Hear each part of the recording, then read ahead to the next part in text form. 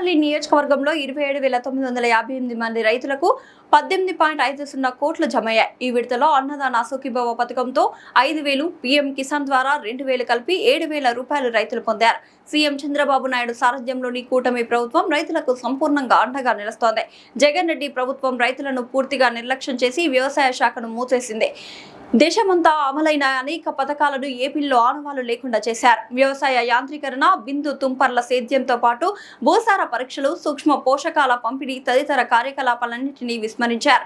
కూటమి ప్రభుత్వం అధికారంలోకి రాగానే వ్యవసాయానికి ఊపిరొచ్చింది. యాంత్రీకరణ, బిందు తుంపర్ల సేద్యంతో పాటు 2014-19 మధ్య అమలైన పథకాలన్నింటినీ తిరిగి అమలు చేస్తున్నారు.